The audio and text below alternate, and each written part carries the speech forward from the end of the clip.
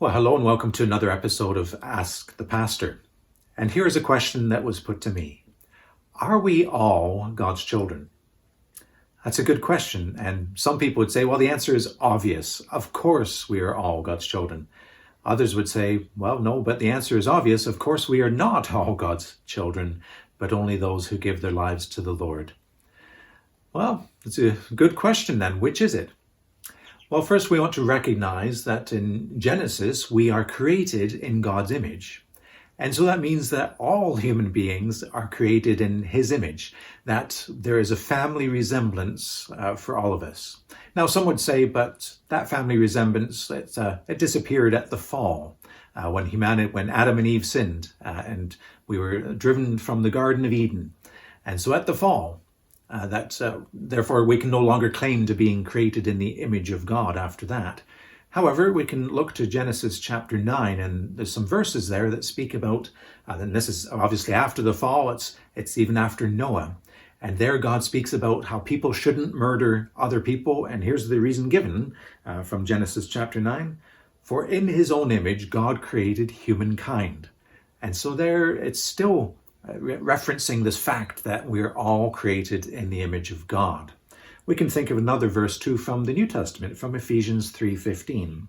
For this reason I bow my knees before the Father, from whom every family in heaven and on earth takes its name.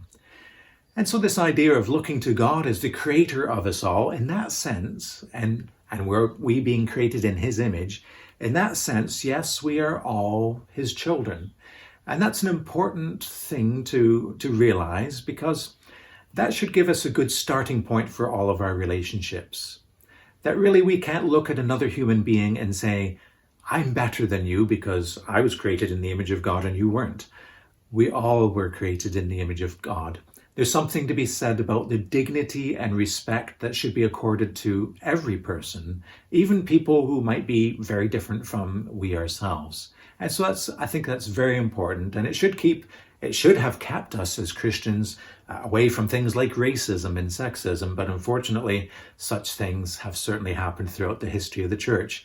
But if we do better, remembering that all humans are created in the image of God, in that sense we're all children, we're all part of a worldwide family of human beings, that should really help us in our relationships with others and give dignity and respect to others. So that's the first thing.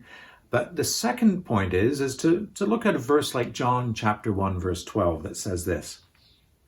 But to all who received him, that is, to all who received Jesus, who believed in his name, he gave the power, or the right, as it usually says, to become children of God. To all who received him and believed in his name, he gave the right to become children of God. Well, doesn't that therefore say that therefore we're not children of God in the first place? Well, that's a good thing to think about. And we want to look back to Exodus, when people have been, of course, living far away from God. They've been walking away from God. And so God calls a specific people, the descendants of Israel, the Hebrew people, and he calls them and he says that they are my son. And so there's a sense of they being drawn close. It's like they're drawn home to him while everybody else has wandered off. They have been brought close to him.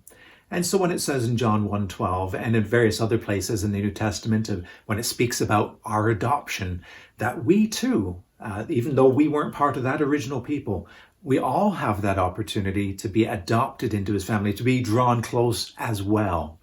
And so that speaks to this idea of coming home. And that should remind us of the story of the prodigal son. If we remember the story of the prodigal son, he said to his dad, give me my inheritance, I'm out of here.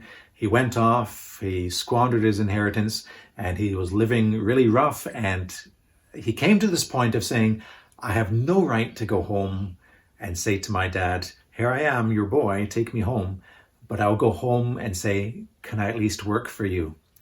And so he heads home. And his father sees him, and his father runs to him, and his father embraces him, and then he throws a party, and it's like, great, my son is home. Now notice that the son himself realized that he had no right to call his dad, even though his dad was technically his dad, he felt he had no right to call him father. He had no right to come back and be given the full rights of a son. But the Father welcomed him back. And that's like God with us. Yes, technically we're all created in the image of God. So yes, we're all his children in a technical sense. And yet we can wander so far away from him. And through sin, we can divide ourselves from him. But he has made it possible for us to return home through Jesus Christ. And we might get to that point where we just don't feel at home with God. But God makes that possible for us to feel at home with him. We might be far off thinking, I don't deserve to be called a child of God. But he makes it possible to come home. So are we all children of God? Yes. However, there's something to be said for this idea of us walking away from God and the need to come home. And we can always do that, and it's through Jesus Christ that we can. And so therefore we are given the right to be called children of God, even if we feel we don't have the right. The Message translation puts it this way: but whoever did want him, whoever did want Jesus, who believed he was who he claimed and would do what he said, he made to be their true selves, their child of God selves. That's truly what we're created to be, children of God. And he makes it possible for us to be his children and feel at home with him through the forgiveness of sin and through his love and his grace. Are you far away? Well, you're welcome to come home. God bless you. And if anyone has a question, feel free to ask. Thank you. Bye-bye.